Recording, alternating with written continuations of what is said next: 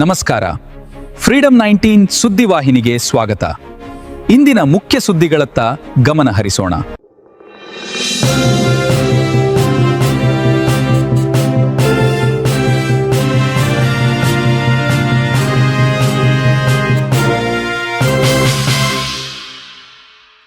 ನಮಸ್ಕಾರ, ನೀವು ನೋಡ್ತಾ ಇದ್ದೀರಾ ಫ್ರೀಡಂ 19 ನ್ಯೂಸ್ ಚಾನೆಲ್. ನಿಖರ ಮತ್ತು ಪರಿಶೀಲಿತ ನಿರಂತರ ಸುದ್ದಿಗಳನ್ನ ಜವಾಬ್ದಾರಿಯುತವಾಗಿ ತಲುಪಿಸುವಂತ ವಿಶ್ವಾಸಾರ್ಹ ಸುದ್ದಿ ವೇದಿಕೆ ಫ್ರೀಡಂ 19 ನ್ಯೂಸ್ ಚಾನೆಲ್ಗೆ ತಮಗೆಲ್ಲರಿಗೂ ಆತ್ಮೀಯವಾದಂತಹ ಸ್ವಾಗತ. ಬನ್ನಿ ಇವತ್ತಿನ ಸುದ್ದಿಗಳನ್ನ ನೋಡೋಣ.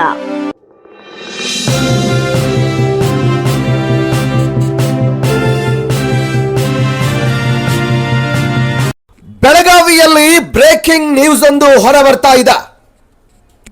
ಅದೇನಪ್ಪಾ ಅಂದ್ರೆ, ಬೆಳಗಾವಿಯ ಪ್ರಾದೇಶಿಕ ಆಯುಕ್ತರ ಕಚೇರಿಯಲ್ಲಿ ವಿಷ ಸೇವಿಸಿದ ವ್ಯಕ್ತಿ ಜಮೀನು ಭೂ ಪರಿವರ್ತನೆಗಾಗಿ ಹಲವು ದಿನಗಳಿಂದ ಕಚೇರಿಗೆ ಅಲೆದಾಟ.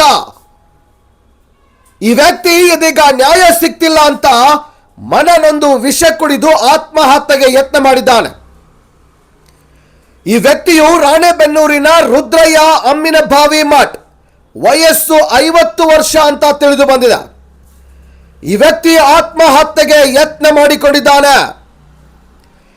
2 ಎಕರೆ ಜಮೀನು ಎನ್ಎಗಾಗಿ ಅರ್ಜಿ ಸಲ್ಲಿಸಿದ್ದ ರುದ್ರಯ್ಯ ಹಾವೇರಿ ಡಿಸಿ ಕಚೇರಿಯಲ್ಲಿ ಅರ್ಜಿ ಸಲ್ಲಿಕೆ, ಲ್ಯಾಂಡ್ ವಿಡ್ತ್ ಚೇಂಜ್ ಮಾಡುವವರೆಗೂ ಎನ್ಎ ಮಾಡಲು ಬರಲ್ಲ ಎಂದಿರುವ ಡಿಸಿ.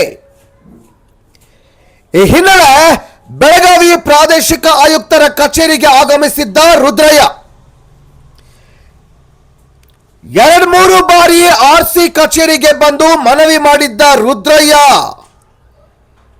ಈಗ ಇಂದು ಪ್ರಾದೇಶಿಕ ಆಯುಕ್ತೆ ಜಾನಕಿ ಅವರಿಗೆ ಭೇಟಿಗೆ ಮತ್ತೊಮ್ಮೆ ಆಗಮನ. ಪ್ರಾದೇಶಿಕ ಆಯುಕ್ತರ ಕಚೇರಿಯಲ್ಲಿ ಇರೋದಿಲ್ಲ. ಇದರ ಹಿನ್ನೆಲೆ ಕಚೇರಿಯಲ್ಲಿ ವಿಷ ಕುಡಿದು ಆತ್ಮಹತ್ಯೆಗೆ ಯತ್ನ ಮಾಡಿದ್ದಾನೆ. ಕೂಡಲೇ ಈತನನ್ನ ಬೆಳಗಾವಿ ಬಿಮ್ಸ್ ಆಸ್ಪತ್ರೆಗೆ ಶಿಫ್ಟ್ ಮಾಡಲಾಗಿದೆ. ಬಿಮ್ಸ್ ಆಸ್ಪತ್ರೆ ತೀವ್ರ ನಿಗಾ ಘಟಕದಲ್ಲಿ ಚಿಕಿತ್ಸೆ ಕೊಡಿಸಲಾಗ್ತಾ ಇದೆ. ಮಾರ್ಕೆಟ್ ಪೊಲೀಸ್ ಠಾಣಾ ವ್ಯಾಪ್ತಿಯಲ್ಲಿ ನಡೆದ ಘಟನೆ ಇದು. ಮುಂದೇನಾಗುತ್ತೆ ಅನ್ನೋದನ್ನ ಕಾಯ್ದು ನೋಡಬೇಕು. ವರದಿ ಗೌಸ್ ಸನದಿ, ಫ್ರೀಡಂ 19 ನ್ಯೂಸ್, ಬೆಳಗಾವಿ. ಇವಿಷ್ಟು ಇಂದಿನ ಪ್ರಮುಖ ಸುದ್ದಿಗಳು. ಕರ್ನಾಟಕದ ಪ್ರತಿಯೊಂದು ಮೂಲೆಗೂ ನಿಖರ ಮತ್ತು ಪರಿಶೀಲಿತ ಮಾಹಿತಿಯನ್ನು ಜವಾಬ್ದಾರಿಯುತವಾಗಿ ತಲುಪಿಸುವಂತಹ ಪ್ರಯತ್ನದಲ್ಲಿ ನಾವು ಸದಾ ನಿಮ್ಮ ಜೊತೆ. ಫ್ರೀಡಂ 19 ನ್ಯೂಸ್ ಚಾನೆಲ್ನ ವೀಕ್ಷಕರಿಗೆ ಧನ್ಯವಾದಗಳು. ಮತ್ತೆ ಭೇಟಿಯಾಗೋಣ ಮುಂದಿನ ಸುದ್ದಿಗಳೊಂದಿಗೆ. ನಮಸ್ಕಾರ.